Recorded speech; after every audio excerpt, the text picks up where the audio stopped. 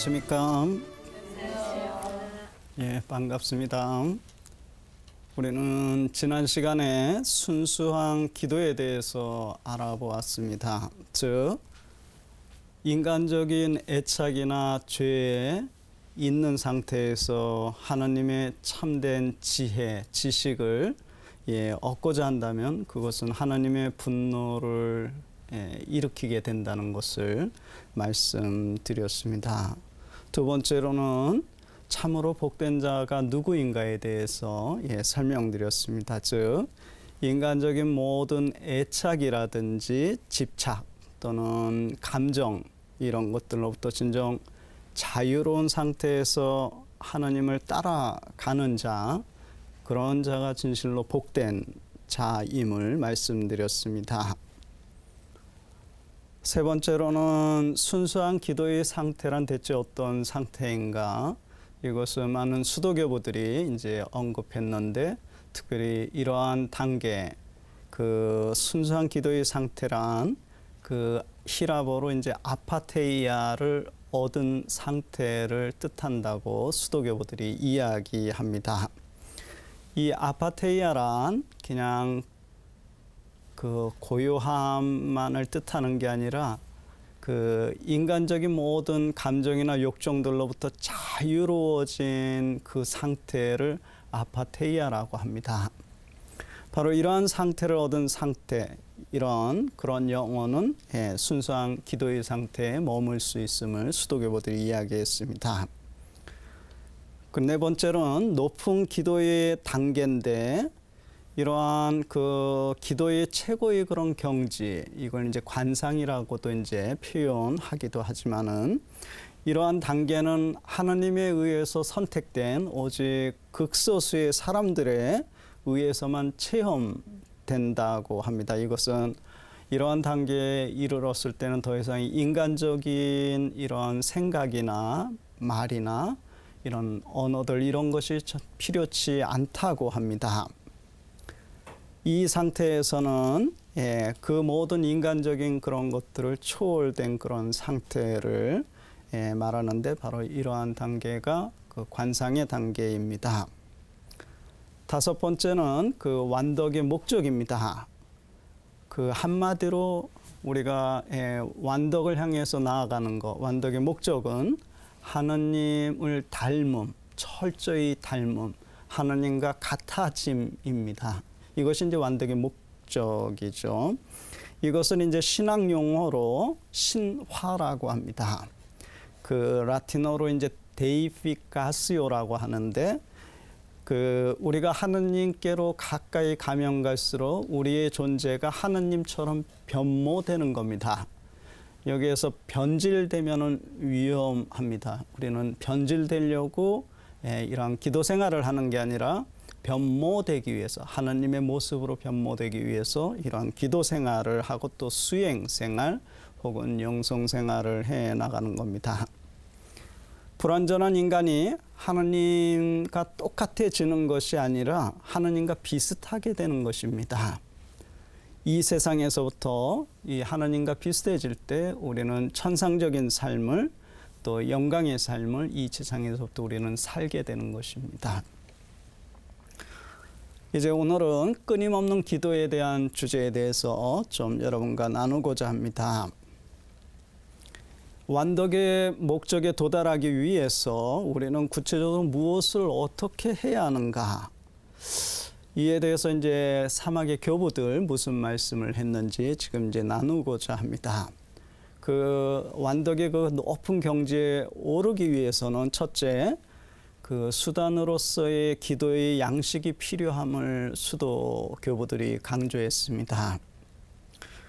그 어떠한 그 영역에서든지 그쪽에 이렇게 그 최고의 경지에 오르기 위해서는 누구나 다 첫 번째 단계부터 이렇게 오르게 됩니다. 예술이나 학문에서도 마찬가지인 것 같아요. 어떤 사람이 글을 쓰시는 소설가라든지 시인들은 갑자기 그렇게 하는 것이 아니죠. 처음에는 뭘 합니까? 끊임없이 습작을 해야 되고 많은 다독을 하면서 그 영감을 가지고 이제 그것을 자기의 시어라든지 자기의 언어로 그것을 이제 풀어내게 되죠. 그럴 때 이제 그 사람의 영역이 고요하게 이렇게 그런 경지에 오를 수 있게 됩니다. 또 예술도 마찬가지입니다. 우리가 조각하는 사람 갑자기 그 위대한 조각가가 되지는 않습니다. 처음에 뭐 해야 됩니까? 처음에 계속 그 작업을 끊임없이 하다 보면은 나중에 그 사물을 보든지 재료를 보면은 그 안에 혼을 발견할 수가 있고 또 그 결들을 발견하게 되고 그걸 통해서 새로운 창조를 또 하게 됩니다.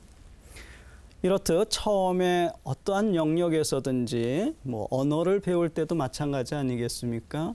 뭐 요즘 뭐 이제 영어 이렇게 많이 이제 강조하고 있는데 영어를 배우기 위해서는 제일 먼저 뭐 해야 됩니까? 알파벳을 먼저 해야지만 그게 이제 어느 정도 숙달이 되면 이제 단어를 보고 또 문장을 볼 수 있고 그 다음에 이제 자유자재로 그런 문장들을 어휘들을 사용할 수 있게 되는 겁니다.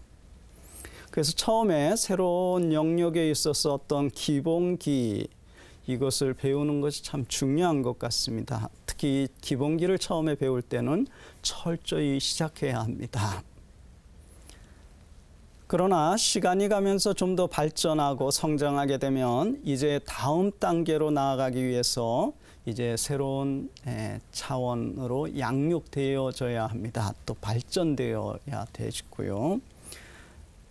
이것은 마치 누군가가 낮은 곳에서 높은 곳으로 오르는 것과 같습니다. 우리가 이 계단이 이렇게 있으면은 그 꼭대기에 오르기 위해서는 제일 처음부터 시작해야 됩니다. 이거와 같습니다. 마찬가지로 영적인 수행에 있어서도 어떤 기본적인 요소들은 반드시 필요합니다. 그래서 끊임없이 방황하는 정신은 우리의 정신은 수없는 시행착오나 계속되는 실패들 가운데서도 이 기본적인 어떤 요소들을 다시 떠올리고 그 기도 양식으로 다시 되돌아갈 수가 있게 됩니다. 즉 분심이 들거나 일상 속에 너무 몰입할 때 다시 자기의 그 말씀으로 되돌아갈 수 있다는 말입니다. 그러므로 일상 안에서 우리가 그러한 기본적인 요소들을 잃어버리게 되었을 때 즉시 다시 그 기본적인 요소들을 떠올릴 필요가 있습니다. 이렇게 말씀 수행을 하다 보니까 실제로 이것이 참 필요한 것 같아요.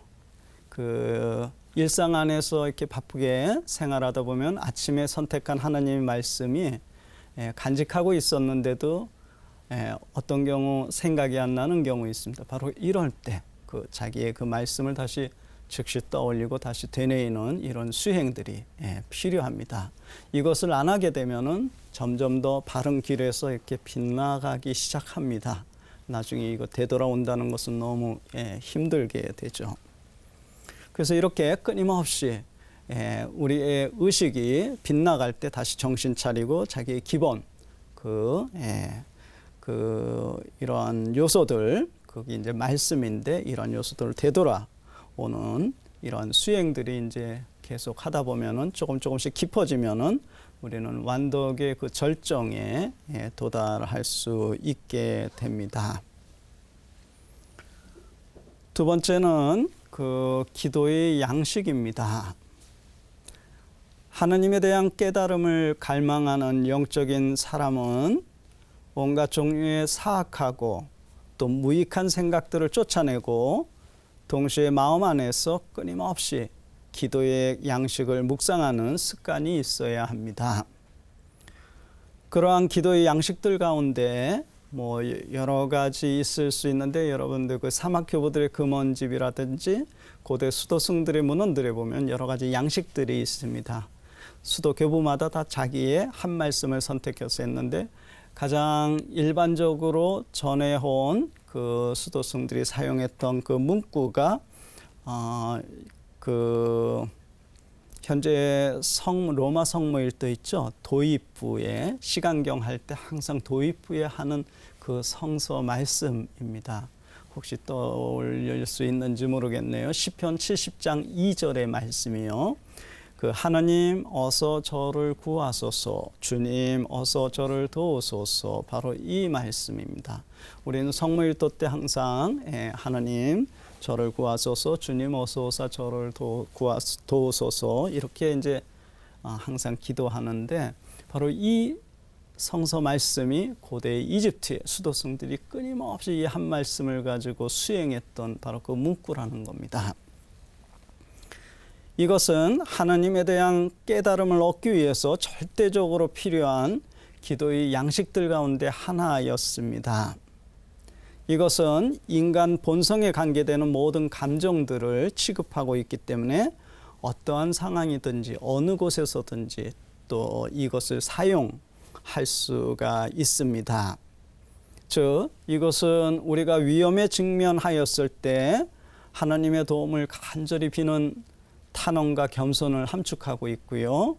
또 인간적인 온갖 걱정과 끊임없는 두려움에 대한 경계로서 이 문구를 사용할 수도 있고, 또 자신의 나약함에 대한 깊은 자각으로서 또 이 문구가 도움이 됩니다. 또 반드시 응답을 얻게 되리라는 확신을 갖게 될 때 역시 이것이 도움이 됩니다. 그리고 그분께서 항상 우리와 가까이 계시고 우리를 언제나 보호하고 계시다는 이 확신을 이 성구 말씀이 함축하고 있습니다. 그래서 이집트의 수도교부들은, 많은 수도교부들은 이 한 말씀을 가지고 은거처에서 끊임없이 되뇌임 수행을 했던 겁니다. 이 성서 구절은 사탄에게 공격할 틈을 주지 않습니다. 우리가 이 하나님의 말씀을 떠올릴 때 사탄은 우리에게 접근할 수 있나요, 없나요? 접근할 수 있습니다. 접근할 수 없는 게 아니라 그런 중에도 올 수는 있지만은, 그러나 내가 내 말씀을 놓치지 않고 끊임없이 되뇌이다 보면 사탄은 왔다가 다시 되돌아가게 된다는 거예요. 그러나 내가 사탄에게 눈을 주는 순간 나는 사탄의 작용에 놀아나게 됩니다. 이것이 이제 그 넵시스라고 수도교부들이 깨어 있음, 이런 수행을 했던 겁니다. 이 성서 구절은 견고한 성벽이나 혹은 견고한 갑옷 혹은 방패와도 같습니다. 우리의 영성 생활에 있어서요.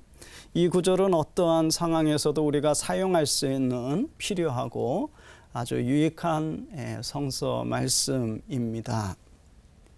왜냐하면 모든 일에서 그분의 도움을 받기를 원하는 사람들은 힘들거나 또 슬픈 일들 가운데서도, 또 혹은 즐거운 일이 있을 때에도 마찬가지로 하나님의 도움을 절대적으로 필요로 한다는 사실을 이 성서 말씀은 잘 드러내고 있습니다.